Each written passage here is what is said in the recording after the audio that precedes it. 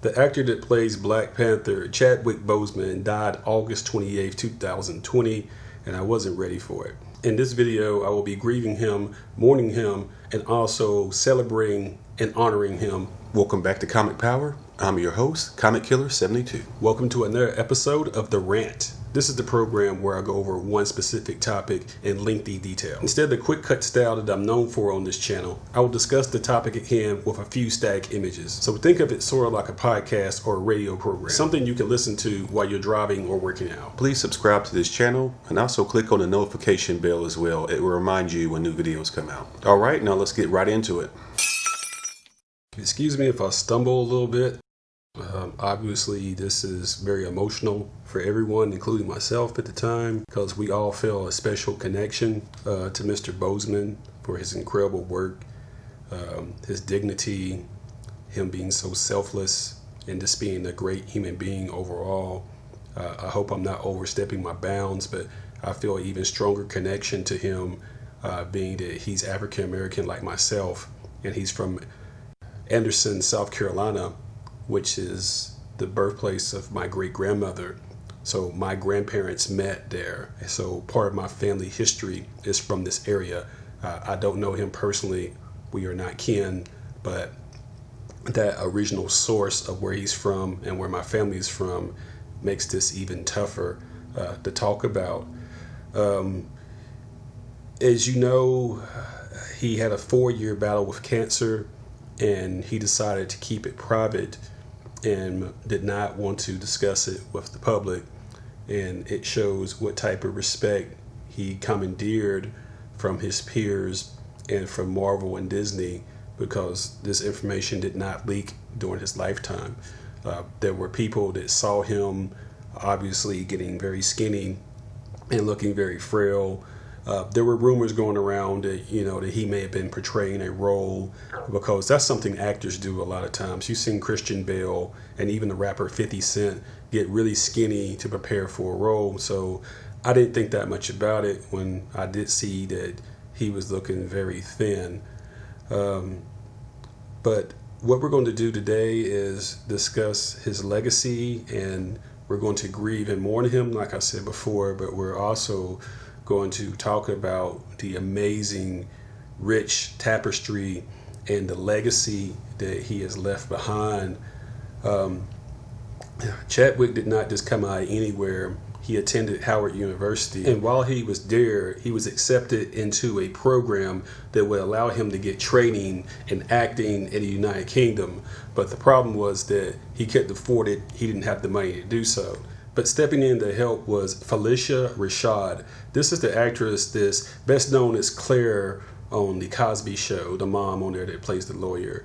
And she decided to step in, and she contacted one of her friends, the actor Denzel Washington, and asked for his help in helping these students get over to England to get trained. And he said yes. So Denzel Washington is responsible for Black Panther in a way, because this program that Denzel helped Chadwick and some of his colleagues go to get their theatrical training helped them break into Hollywood. Without it, we may not have had Chadwick Boseman and some of the actors that were in this program. So that's an incredible true story. And I don't think people realize how important that is, that once you have become a certain level in your industry, to give back to others and see what it can become. As I stated before, Chadwick had a cancer diagnosis, but his diagnosis came in 2016.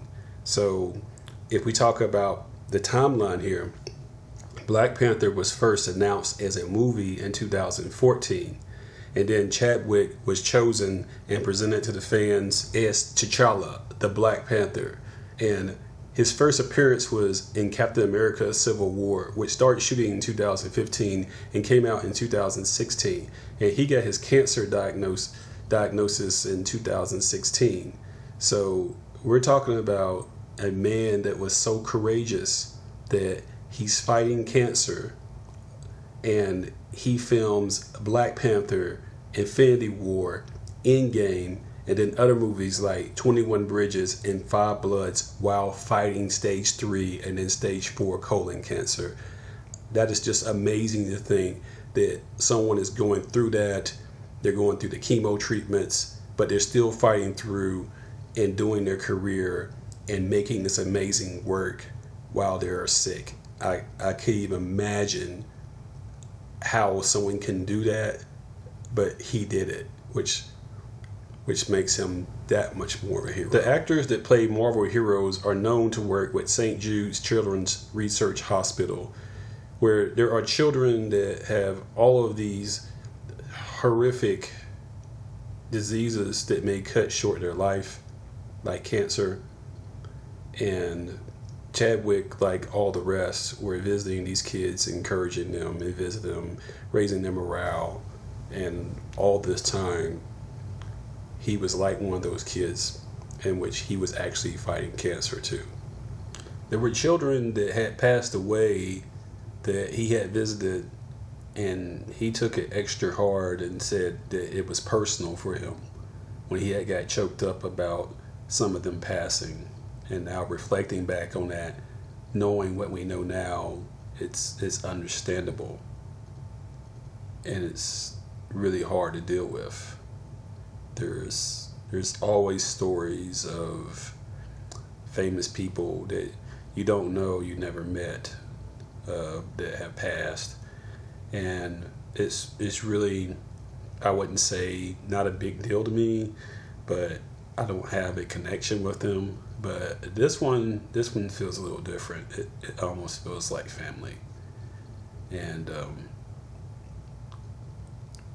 for me, as a black man, knowing the history of Hollywood and some of the negative stereotypes and portrayals of our people, not always been on the up and up. There's a lot of garbage and crap that's out there that gets perpetuated, gets distributed, and keeps getting repeated.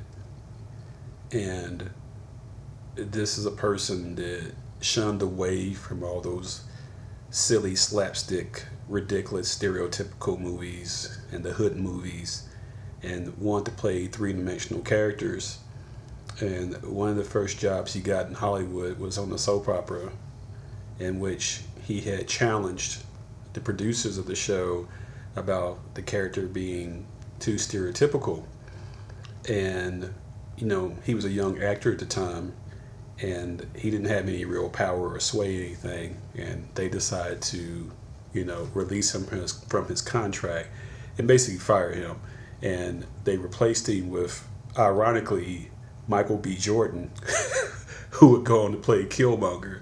And I'm sure they had some good laughs about that, but it just showed that early on that he wasn't willing to accept these one-note, one-dimensional, stereotypical type of characters you've seen. You know, the type I like to call the Jimmy Walker Dynamite Good Times type, you know, and you've seen this repeated over and over many times. And so I'm sorry for getting on my soapbox about that, but it just shows a side of who he was, and being particular in portraying roles that would be more uplifting and had some dignity to them. So if you think about the stuff that he played, his breakout role was 42, playing Jackie Robinson. That shows you everything you want to know about who he was. And Jackie Robinson obviously was the first black player in baseball in the 1940s, and you know, they show everything that he went through. And Chadwick was not a very well-known actor at the time, so they hired Harrison Ford to play the owner of the team that first signed Jackie Robinson to play in Major League Baseball. It's a terrific movie. It's definitely something you want to go back and watch. Also, there's Draft Day, which starred Kevin Costner. He had a very small role in it in terms of Chadwick Boseman, but he plays a football player that gets drafted by Kevin Costner, who's supposed to be the general manager of a fictional NFL team. Chad uses a very thick Southern accent in this, and it sounds kind of funny if you know what he actually sounds like. Of course, there's Get On Up, where he plays James Brown. And when they first signed him for this movie, they were not sure if he could do the dance steps, but he put the practice in and completely nailed them. So he didn't even need a body double to do the James Brown dances. I couldn't think of anyone better also to play James Brown, being that the real life James Brown was such a over the top type of character with that real thick South Carolina vibe and accent to him.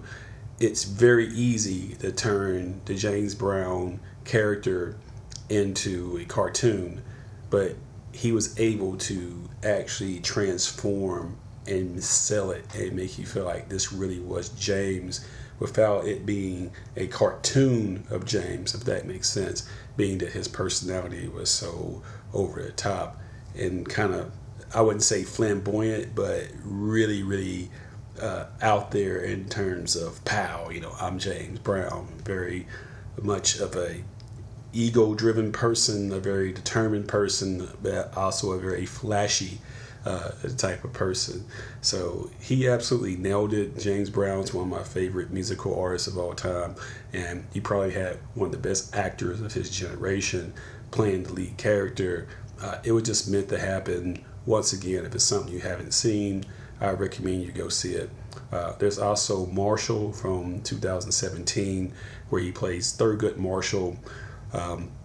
Thurgood made his start and made his name as a lawyer for the NAACP, and he was the chief lawyer that argued during the historic 1952 Brown versus the Board of Education, which wound up making segregation illegal in America. And Thurgood Marshall went on to become a Supreme Court justice and was selected as the first black Supreme Court justice under President Lyndon B. Johnson. So once again, it's a towering African American figure that's just completely nailed by Chadwick in a way that I don't think very few actors could do. It doesn't cover all the life of Thurgood. It centers on one particular case where he defends a black man that was falsely accused of rape. So once again, another powerful movie that if you haven't seen that he's starring in, then that's definitely one you want to see.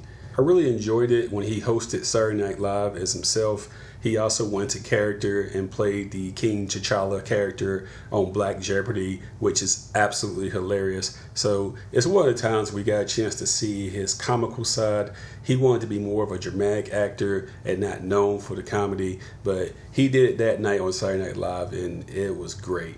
There's some other unreleased work, such as May Rainey's Black Bottom. This is detailing the life of the blues singer Ma Rainey, and he's going to play a small role in that. There's also going to be a What If episode from Marvel on Disney Plus. They're going to have a show called What If, where they tell these alternative stories of what if this would happen, what if that would happen. That comes directly from the comic books, and he's going to be doing a role on that where he's doing voice work as King T'Challa. So you're going to hear his voice. That's not going to come out to probably 2021. Despite all this incredible work, he's going to be best known to the public as the Black Panther, King T'Challa, and there's no problem with that. It's an excellent film. He was actually the second black superhero to headline his own franchise after Blade in the late 1990s, which some people seem to forget about. But it was the first black headliner for the MCU, and it was the first comic book movie that was nominated for an Oscar for Best Picture. That had never been done before. It was nominated for 7 Oscars and won 3 of them, which was for wardrobe, set design, and original score. Black Panther was one of the crowning achievements of the MCU, going on to make $1.3 billion and proving that not only can you have a cast that's primarily black, but you can have a cast that was not whitewashed and could be dark-skinned characters in leading roles like this. For the rest of the year 2020, I think that Marvel and Disney should be paying tribute to him without getting to any of the complexities about what's next for the Black Panther franchise. For this year, let's just pay tribute to Chadwick. The actress Whoopi Goldberg had a very good idea in that Disney should create a Wakanda land at Disneyland. And that's a great idea. I have to give it to her. If I could visit a replica of what I saw in that movie, that would be fantastic. I would be like a kid in a candy store. Trust me, I would be the first in line to go see something like that. In all seriousness, the battle over cancer is something that needs our attention. We shouldn't be losing people like Chadwick Boseman at the young age of just 43 years old. I will put a link in the description about how you can donate to help the American Cancer Society fight this horrible disease that has cut down so many people. And I'm going to bet there's a 100% chance that everyone who is watching this and listening to this has lost someone to cancer. 100% certain. And it's just not something we should be able to tolerate anymore. It's just too much for us to go through as people. We can put people on the moon, we can build nuclear weapons, but we can't fight and defeat cancer. That's just not going to fly. We can do better in this. And by the way, Chadwick married his girlfriend just a few weeks before his passing, making sure that there'd be no problems with the estate in terms of how she was treated fairly. So that's just another example of how upstanding of a person he was. So he's not one of those people that you had to make up something for, that when they pass, how everyone becomes this angelic person that gets over exaggerated about how good they were. Even if that may have been the case, they may have had some things about them that were not quite up and up, but you kind of glossed that over when they passed. In this situation, that is not the case. Chadwick really is the great guy that people are saying that he is. You've never heard about any type of scandals or arrests or drug use or women beaten or any type of crazy stuff you've heard in terms of celebrity Hollywood or anything like that. This was a guy that was all about his family and his work and getting it done and making positive images for Black people to look at, especially young men. So the world has not only lost a great actor, but it has lost a great human being in Chadwick Boseman, but his legacy will live on. And he has influenced millions of young people, especially people of color, to know that you can be anything you want to be, even a superhero. And like his character, King T'Challa, he was smart, he was upstanding, he was nice, he was gentle, but he was firm and strong when he needed to be. That's a great lesson that you can pass on to other people and future generations, that you don't have to be in a box. You can be much more than what society is saying that you can be. To everyone that's listening, I encourage you to go back and see some of his work that you haven't seen outside Black Panther. I also would encourage you to look at some of his work in terms of dealing with children with diseases at St. Jude's. That's also an amazing story. So this man touched so many people in a positive way, and even though he's gone, he will always be remembered and so well loved.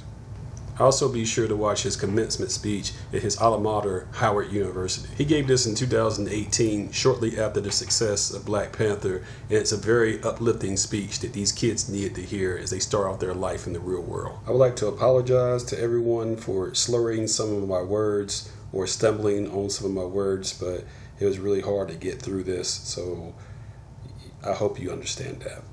So I would say rest in peace to Mr. Chadwick Boseman. You did it the right way. You are truly, truly a superhero. Thank you.